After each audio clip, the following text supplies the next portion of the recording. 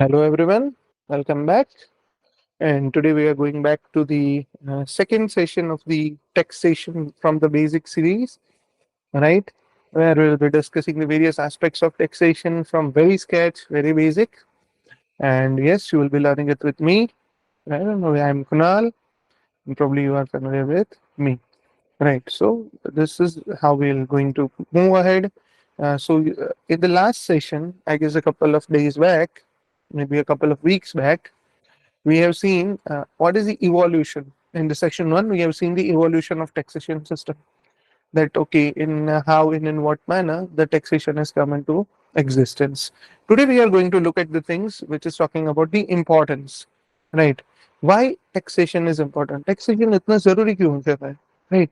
कई बार हमें कंफ्यूजन हो जाता है ना कि यार हर बार हमें लगता है, सी जनरल परसेप्शन क्या है, अगर ये हमारा भीमबेटका वाला कैरेक्टर है, राइट, तो ये हमेशा सोचता है कि यार कमाता मैं हूँ, ठीक है, और मतलब मैं कमाता हूँ और मैं हार्डवर्क करता हूँ, बराबर, तो वाई शुड आई पे, बराबर। एंड जनरली हमें ऐसा भी दिखता है कि societies do not function, government is very corrupt, बराबर, पीपल डोंट वर्क, बराबर, सिस्टम्स आर नॉट वेल, तो ये सभी चीजें होती है, ठीक है। सो हमें कई बार ये सवाल होता है ना कि why should I work, right, system तो वैसे भी ठीक से नहीं चलती है। एंड अगर मैं टैक्स पे भी कर दूंगा तो होगा क्या, एक तो टैक्स तो मेरी कमाई पे सरकार मांग रही है, and many people consider and go to extremes like it is like a goonda, right, government is acting like a goonda, right, government is गुंडा, और गुंडा प्रोटेक्शन मनी मांगता है, ठीक है, गवर्नमेंट टैक्स मांगती है, समझ रहे हो। गुंडा बोलता है ना, इतने खोखे इतने पेटी हमें दे दो, ठीक है। In the similar fashion, you can say, or many people say, that government is nothing but doing the extortion thing. ठीक है, तो ये एक ओपिनियन हो गया, and majority of people you will find they are against the taxation system, right. One of the very basic reason is they don't directly see the benefits, right.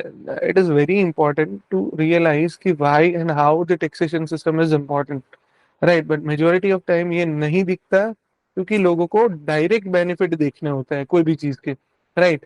And the problem with the biggest problem with the system is you can never see the direct impact of any system at all, right. अगर आपको direct benefit नहीं दिखते तो क्या आप बोलोगे कि आपको कोई फैसिलिटी मिल ही नहीं रही। majority of people whom I've encountered in my life, many times they say कि they will not pay to the government, क्योंकि गवर्नमेंट काम तो करती नहीं है, पैसों की चोरी करती है, हमारे पैसे बिगाड़ती है। But now majority of time you will find that those person who might be saying this are businessmen of a small scale, बराबर। I can say that because one of many of my relatives may be belonging, relatives and friends belong to this category, whereas they are a businessman, they are earning in lakhs, not in even crores at all, many cases, right? Annual income will be crores every year. They will be buying a couple of cars of 20 lakh and more. And the tax return, if you look at them, income tax return will give like they are either nil or they are not at all paying more than few thousand rupees. Right. So this is irony in itself. Right. कि okay, एक तरफ तो हमें दिखता है कि यार इतना ज्यादा इनकम है लोगों की और लोग पैसे नहीं दे रहे, ठीक है।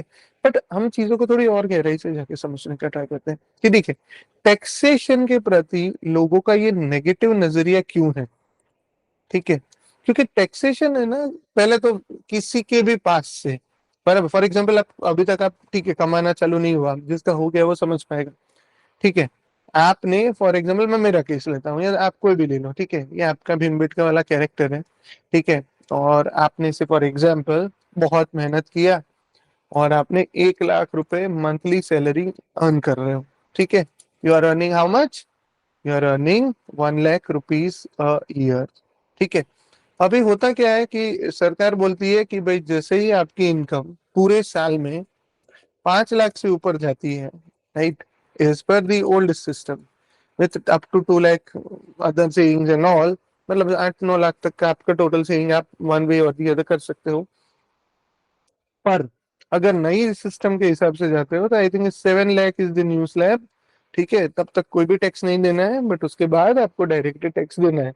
तो अभी आप ये सोचोगे कि यार मैंने 12 लाख रुपए कमाए, राइट, मैंने इतनी मेहनत करी, और आपका ऑलमोस्ट वेरी सिग्निफिकेंट पार्ट, मतलब वेरी सिग्निफिकेंट पार्ट अगर मैं सच में बोलूं, तो अगर आपकी 12 लाख की सैलरी है तो अराउंड 1.25 लाख मोर और लेस, ठीक है, approximately depending on your saving and all, but 1.2 lakh rupee is going to go as a direct tax, right?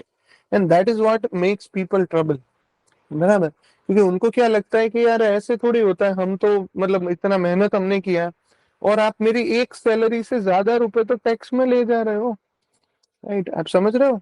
The more, because हमें पता है कि 5 लाख तक 0% टैक्स है, राइट, उसके बाद डायरेक्टली 20% टैक्स हो जाता है 5 से 10 में, और 10 से ऊपर तो 30%, और उस पर भी सेस और वो सब ज्यादा, तो you can see the taxation rate is quite higher, right, and so people feel offended कि यार ये तो मेरे पैसे है, और उससे ऊपर से भी दूसरा लोगों को ऑफेंड क्या फील करता है कि हर एक चीज जो हम परचेज करते हैं, फॉर एग्जाम्पल आप पार्ले जी का बिस्किट भी लेते हो, ठीक है, अगर आपने ये पार्ले जी का बिस्किट लिया, या आपने पर कोका कोला लिया, राइट, या रेस्टोरेंट में कहीं पे खाने गए, या आपने कहीं क्लोथ खरीदा, राइट, कोई ब्रांडेड टी शर्ट जीन्स वगैरह खरीदा या कुछ भी खरीदा, you will see that there is also the tax which you are paying, right? So that is something which is called indirect tax, right? आप डायरेक्टली नहीं दे रहे, बट आप जो पैसे पे कर रहे हो उसमें से दुकानदार की जिम्मेदारी है कि वो टैक्स सरकार को जमा करवाएगा। सो वो टैक्स आपसे ले रहा है। अगर आपने मोबाइल खरीदा है जिसके थ्रू अभी आप सब लोग सेशन देख रहे हो, या कंप्यूटर से देख रहे हो, तो वो खरीदने के लिए भी आपने टैक्स पे किया हुआ है, समझिए। सो अभी ये डायरेक्ट इनडायरेक्ट क्या है, आप सबको थोड़ा सा पता है, मैं अभी वो डिटेल में नहीं जा रहा, वो एक बार मैं शांति से धीरे से समझाऊंगा, बट अभी मैं आपको प्रॉब्लम समझा रहा हूँ कि भाई people are oppose to it, ठीक है। सो दूसरा क्या होता है कि ये चीज का हम उनको लगता है, एक तो पहले मैंने 1.2 लाख एक सैलरी मेरी यहाँ पे दे दी, और उसके बाद भी आप हर एक चीज में और पैसे मांग रहे हो, और पैसे मांग रहे हो, तो मैं क्या कमाना छोड़ दूं, राइट, काम करना ही छोड़ दूं, क्योंकि मैं काम करता हूँ मोस्टली पैसे तो आप लोग ले रहे हो, बट हम लोग समझ नहीं पाते कि टैक्सेशन का इंपॉर्टेंस क्या है। चलिए, तो अभी हम आज के मेन टॉपिक को समझते हैं कि taxation why it is absolutely critical, और क्यों हम सबको टैक्स पे करना ही चाहिए, right, as far as honestly as we can, whenever within legal permissible allowances। समझिए, चलिए। सी टैक्सेशन सबसे पहले क्या करता है, सी फॉर एग्जाम्पल ये हमारा कंट्री, राइट, सो कोई भी कंट्री होता है उसको चलाने के लिए फंड चाहिए। Now as all of us know कि कोई भी कंट्री, अगर आपने इकोनॉमी का बेसिक्स पढ़ा है, तो you can not print money like the way you wish, ठीक है। उसके लिए पहले गोल्ड स्टैंडर्ड था, और अब कोई भी एसेट्स चाहिए, राइट, मतलब फाइनेंशियल और non financial assets, capital assets, कोई भी एसेट चाहिए जिसके बिहाफ में, अगर आपके देश में जीडीपी ज्यादा है, फॉर एग्जांपल आपने ज्यादा प्रोडक्शन किया है, तो that production also can work as a basic, बराबर, for generating or printing money.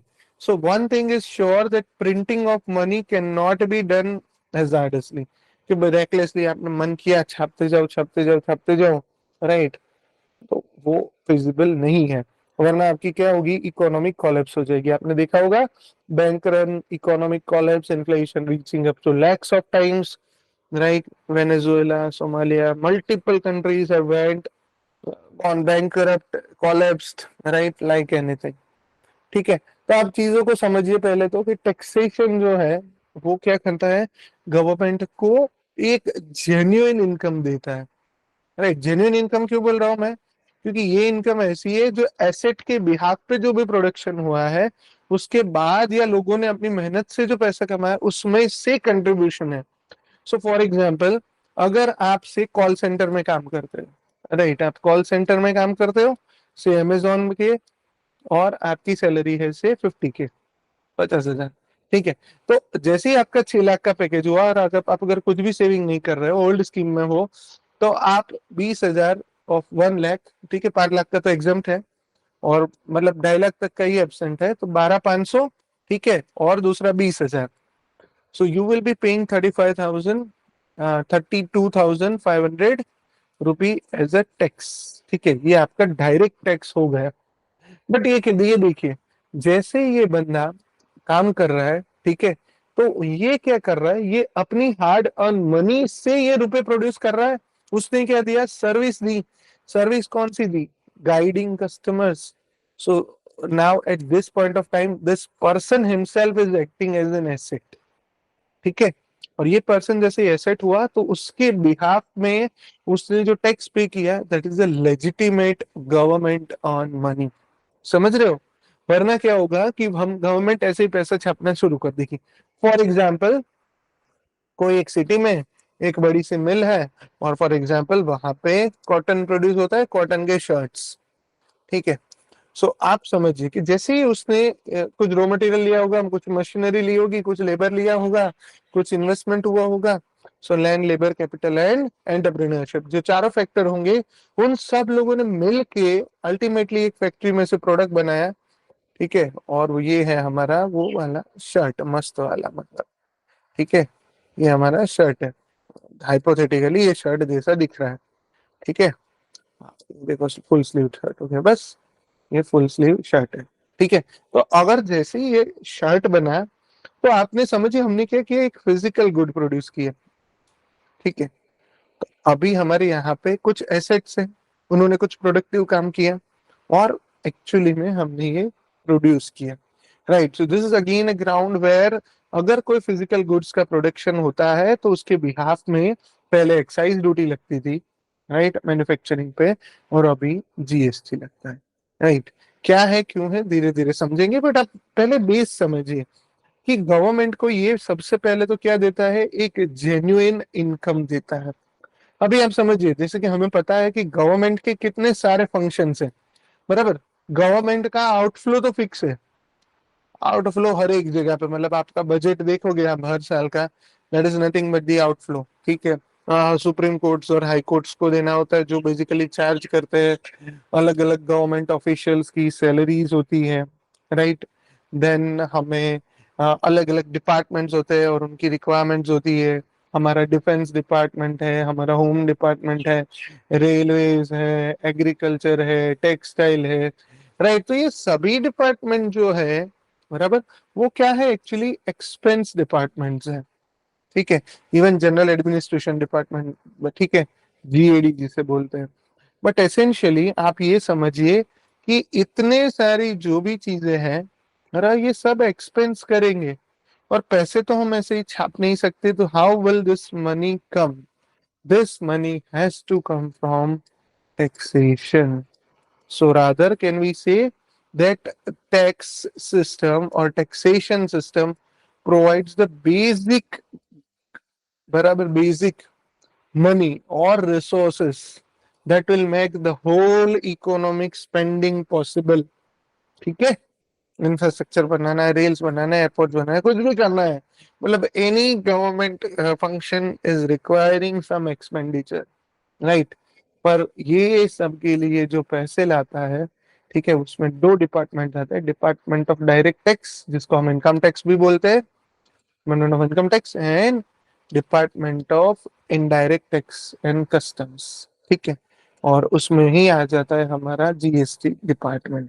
ठीक है, सो आप इतनी चीजें समझिए अब तक कि एक ही मिनिस्ट्री है, फाइनेंस मिनिस्ट्री, उसका एक ही डिपार्टमेंट है, फाइनेंस डिपार्टमेंट, बराबर। फाइनेंस डिपार्टमेंट में भी taxation department, for example commercial tax department जो है पूरे गुजरात में, अगर मैं गुजरात की बात करूं तो, बराबर, अलग अलग तरीके से almost 89 point something percentage of income comes from the functions of the department of GST. ठीक है, जो कमर्शियल टैक्स डिपार्टमेंट है गुजरात का, ठीक है, जिसे स्टेट जीएसटी बोलते हैं, गुजरात की almost as high as 90% income comes from one sources only. बाकी के सोच लीजिए आप, बाकी के सोर्सेज इनकम टैक्स वगैरह से कुछ नहीं आता। गुजरात की मेजोरिटी ऑफ इनकम कहाँ से आती है, जीएसटी डिपार्टमेंट ऑलमोस्ट, मतलब पेट्रोलियम और सब कुछ इसमें आ गया। ठीक है, जो परव्यू में है जीएसटी डिपार्टमेंट के, उसकी इनकम का अगर सिग्मा लगाया जाए, so they give, department gives around 90% of the income for the state of Gujarat to spend. समझिए, अगर आप बोलो कि भाई टैक्स खत्म कर दिया जाए तो you can now understand the whole government system will collapse.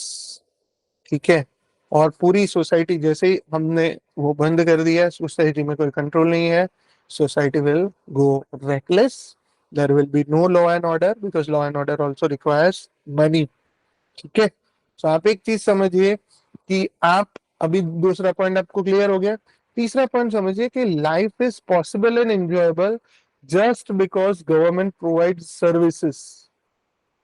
बराबर, गवर्नमेंट कौन कौन सी सर्विसेज देती है जो दिखती नहीं है पर है। ठीक है, पहली है, सबसे ज्यादा इंपॉर्टेंट सर्विस है, वो है स्टेबिलिटी। कौन सी stability? Financial stability, political stability. अगर आपको जानना है कि फाइनेंशियल पॉलिटिकल स्टेबिलिटी क्या होती है तो पाकिस्तान का केस आप देख सकते हो।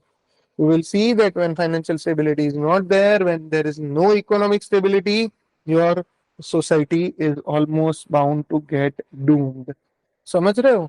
तो पहली चीज आपको शायद समझ में आई होगी कि स्टेबिलिटी के लिए पुलिस भी चाहिए, स्टेबिलिटी के लिए डिफेंस भी चाहिए, पॉलिटिकल स्टेबिलिटी, बराबर, ठीक है, geographical stability. So stability provide करना गवर्नमेंट का एक बेसिक फंक्शन है।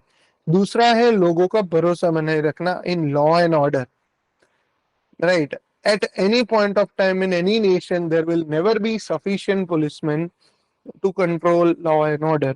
It is rather the trust of people on the law system that yes, this will be saving us, this will be safeguarding us. It is exactly that belief which allows a country to function and remain operational, right? Then there is a lot of infrastructure, right? आपने देखा होगा कि lot of infrastructure, right, is required to run a country, and this infrastructure will nobody be able to be produce or provide, right, if the government is not there. Ultimately, the major function is management of all services. All departments are functioning, and even to provide the functioning of the basic departments, also you will require this kind of funding. Then there are various schemes, right? Various schemes है, various offers है, बराबर। तो हर एक चीज जो government run करती है, that requires a huge investment from the side of government and which will not be visible if the government does not have money. ठीक है, सो आप देख सकते हो कि name any area, name any criteria and you will find it. Even अगर आपको attract करना है फॉरेन इन्वेस्टमेंट, ठीक है, फॉरेन इन्वेस्टमेंट को भी अट्रैक्ट करना है तो आपको कैसे करना पड़ेगा? It will be only through the stability and all. Will answer all the question once the things are done. You can type out whenever, you can type your queries and I'll be answering them post the session, right? Yeah. But essentially आप चीजों को समझिए तो अभी हम ये समझ रहे हैं कि taxation system is very very important, right. अगर टैक्सेशन सिस्टम ना हो तो पूरी की पूरी चीजें खलास हो जाएगी, right. So it is a taxation system which is working as a binding material, बराबर। और कोई भी कंट्री समझे कितना भी महान क्यों ना हो, अगर वो इकोनॉमिकली स्ट्रेंथ नहीं रखता है तो वो खलास हो जाएगा। आपने शायद देखा होगा कि चाइना अभी पावरफुल हुआ है और इवन यूएसओ को भी टक्कर दे रहा है। The basic reason, the basic premise is because they are now financially quite strong. But you can see the other countries, right? They are fading either into China's tray or somewhere else, right? And again, this is exactly because of economic failure. And always remember, जिस country में ज्यादा लोग tax पे करेंगे, जितना honestly tax पे करेंगे, उतना ही वो कंट्री के पास चांसेस है कि वो कंट्री आगे जा सकता है। Why I'm using but chances and not guarantee? Because then again it depends on how the money is collected, at what cost it is collected, right? At what it is used, how efficiently it is used, whether it is misappropriated or whether the people are making the government accountable or not. These are the various areas. But आप एक मोटा मोटा सा चीज समझिए तो चीजें यहाँ तक ऐसे ही बनती है, right?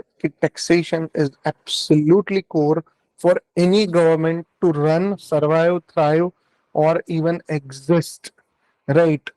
जैसे ही कोई कंट्री का इकोनॉमिक सिस्टम फेल हुआ, the country will collapse and economic system always survives on rupees on taxation, right. So चीजों को आप समझे तो आपको ऐसे आराम से पता चल जाएगा, it is the taxation which makes everything possible. ठीक है। सो आज हमने क्या देखा? आज हमने देखा कि इम्पोर्टेंस क्या है, क्यों हम बोलते हैं कि taxation system is the basic of everything, right. और धीरे धीरे हम क्या करेंगे, अभी नेक्स्ट सेशन ऑनवर्ड से टेक्निकल चीजों को भी समझना चालू करेंगे, राइट। डायरेक्ट टैक्स क्या है, इनडायरेक्ट टैक्स क्या है, राइट। और हर एक टैक्स का रोल क्या है, वो क्यों होता है, कैसे होता है, एंड लाइकवाइज। ठीक है। सो इसी चीजों को हम धीरे धीरे समझते रहेंगे अपने सब्सिक्वेंट सेशंस में। और होपफुली हम आपको ये हमारी बेसिक टैक्सेशन सीरीज अच्छी लगी होगी और आप इससे बहुत कुछ चीजें सीख पा रहे होंगे। इसी के साथ हम आज का सेशन यहीं पे रखते हैं। So hopefully you have learn the session and gain something. Keep learning, keep enjoying, bye bye, take care, all the very best.